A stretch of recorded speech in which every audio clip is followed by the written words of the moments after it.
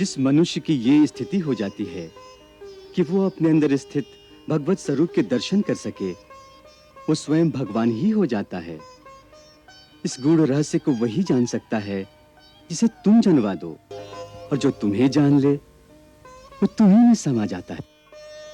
हे महामुनि, आप प्रेम और भक्ति की परासीमा हैं, जिन्हें कण कण में केवल अपने भगवान ही दिखाई दे रहे हैं। इसीलिए आप मुझ जैसे एक साधारण मानव को भी भगवान की संज्ञा दे रहे हैं। तुम इस लोक से परे कोई दैवी शक्ति, कोई अवतारी पुरुष हो, जो इस धरती पर धर्मात्माओं की रक्षा के लिए और अधर्म के नाश के लिए अवतरित हुआ है। तुम ही मेरे काव्य के नायक हो राम।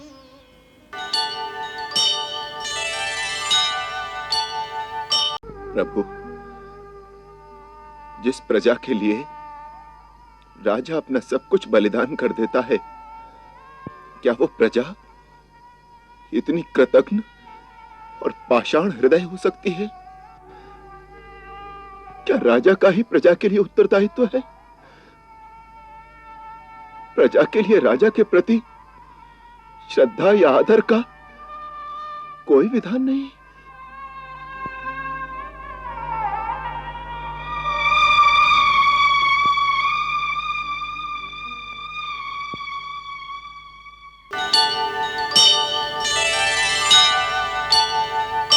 यदि श्री राम पराक्रम करके रावण को पराजित करेंगे तो किसके लिए, किस आशा पर?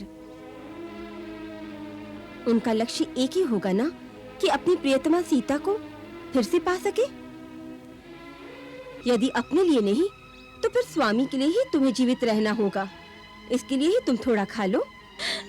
लेकिन मैं राजभोग नहीं खा सकती, इस पापी प्रदेश का अन्न ग्रहण नहीं कर सकती। मेरे पति केवल कंदमूल और फल खाते हैं।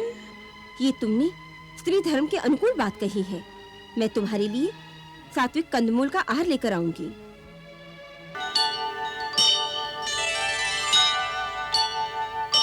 तुम्हारे दिव्य तेज से सारा आश्रम प्रकाशमान हो रहा है। प्रभु अपने सेवक को बड़ाई दे रहे हैं, यह आपका विशेष अनुग्रह है। अन्यथा इन श्री चरणों तक पहुंचना ही मेरा सौभाग्य है, जिनकी शरण में आने से ही मनुष्य अपनी आत्मा में निहित भगवान का स्पर्श अनुभव करने लगता है। और जानते हो राम, मैं इस समय क्या अनुभव कर रहा हूं? जैसे भक्त और भगवान का मिलन हो रहा हो, जैसे भगवान स्वयं चलकर भक्त के पास आ गए हों। आप तो कवि हैं, और कवि अपनी कल्पना में स्वयं ही अपनी भावनात्मक सृष्टि की रचना कर सकता है।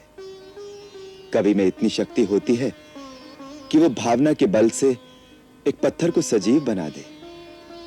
फिर एक साधारण मनुष्य की भगवान के रूप में कल्पना कर लेना उसके लिए कौन सा कठिन कार्य है?